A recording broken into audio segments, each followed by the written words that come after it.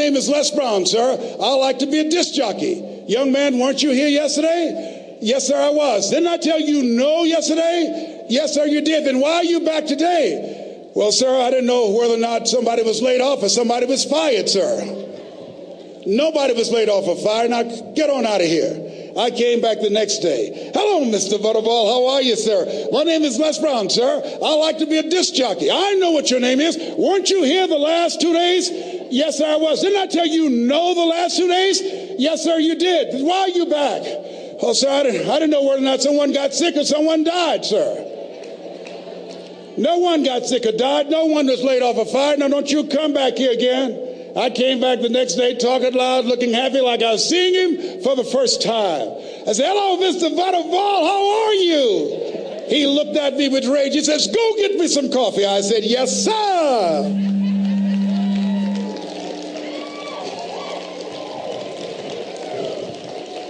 My favorite book says the greatest among you will be your servant. How many of you are serious about your goals and dreams? Raise your hands.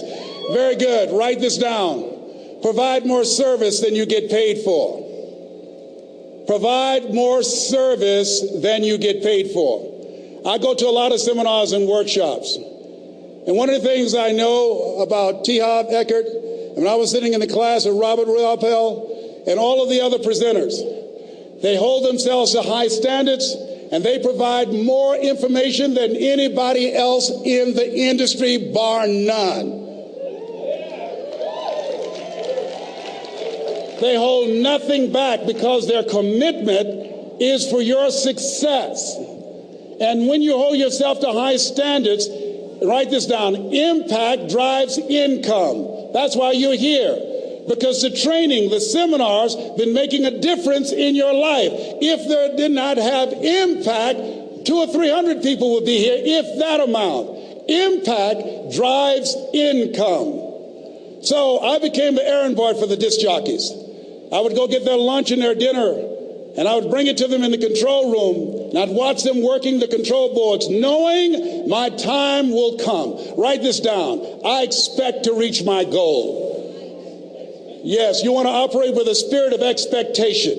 I expect to reach my goal. So I started preparing for the next position. Never forget one quote that I heard.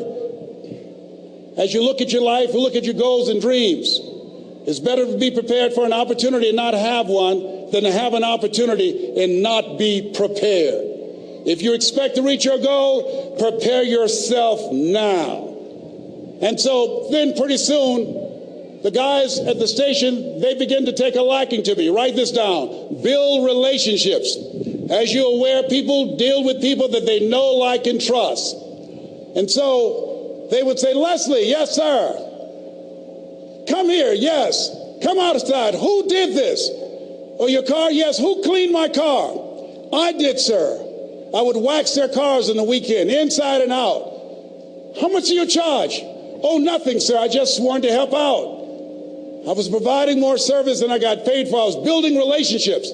They said, whoa, look here. Donna Ross and the Supremes are coming to town. The Four Tops and the Temptations. Here are my car keys.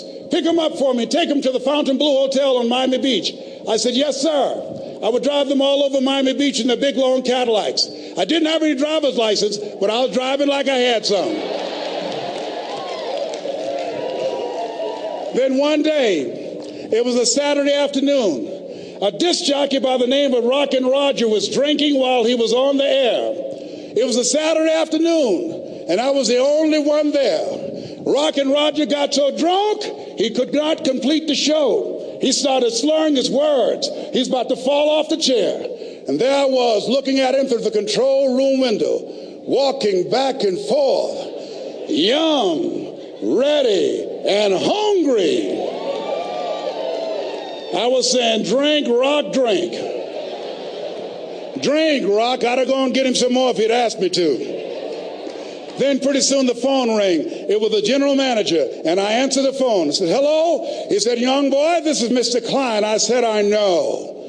He said, Rock can't finish his program. I said, I know. He said, would you call one of the other DJs in? I said, yes, sir. I said to myself, he must be thinking I'm crazy. I called my mom and my girlfriend, Cassandra. I said, y'all come out on the front porch and turn up the radio. I'm about to come on the air.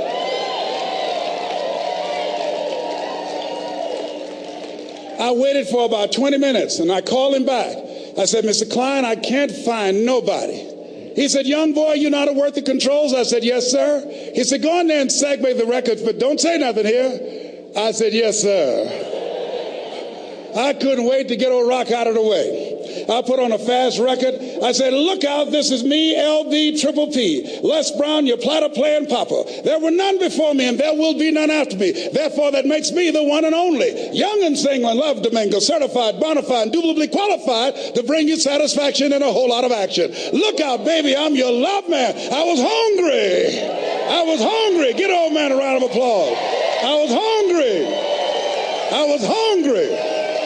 You got to be hungry. Shake someone's hand on your right and left all around you and say, you got to be hungry. You got to be hungry. To get those dreams out of your head and step into your greatness, you got to be hungry. To get those ideas, that talent, that gift out of your system, you got to be hungry. To get up off the canvas of life and understand what Willie Jolly meant, that a setback is a setup for a comeback. You got to be hungry. People that are hungry are willing to do the things today others won't do in order to have the things tomorrow others won't have. How many of you got value out of what you've heard thus far? Raise your hands, please. Very good. I'd like to leave this with you. I don't know what your goals are. I don't know what you want to do. Here's what I know about you. You have greatness within you. Here's what I know about you. I can help you to live full and to die empty. I can show you what I've learned. If anybody told me that I would be doing what I'm doing now, I leave here today, I go to New Orleans and speak there, then I'll be flown to Barcelona. If anybody told me, given my circumstances, born in an abandoned building on a poor section of Miami, Florida, called Liberty City, both my birth parents stood up and said, hello, son, I would not know either one. Being labeled educable mentally retarded, put back from the 5th grade to the 4th grade, failed again when I was in the 8th grade, no college training. Anybody told me the principles that I would teach you, that they would have the impact that it has had on my life. This Les Brown that you see, I did not know he existed. And I tell you that you have greatness within you. You have the ability to do more than you can ever begin to imagine. Come into the room with me, and I guarantee you your life will never be the same again. I like to leave this with you. I don't know what your goals are.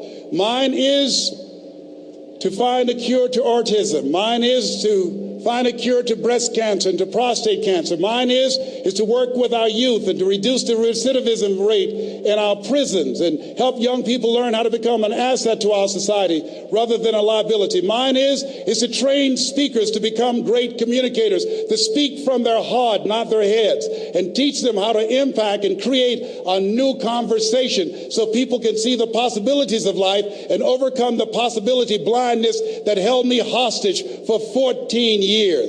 I don't know what your goals are, but here's what I know about you, and I don't know you. You've got greatness within you. And I like to leave this with you, something my mother used to love to hear me say. Leslie, yes, ma'am, mama. Say that thing for me, boy, that makes me feel good. I dedicate this to you, to the greatness in you, and to the dream that you showed up on the planet to produce. And it's simply this. If you want a thing bad enough to go out and fight for it, to work day and night for it, to give up your time, your peace, and your sleep for it.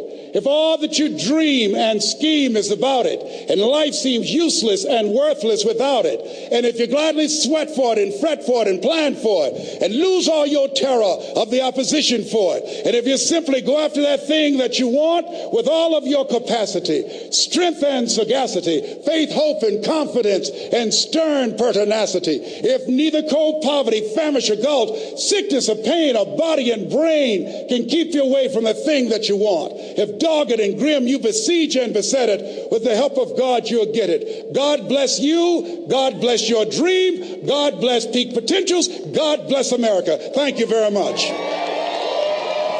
Thank you.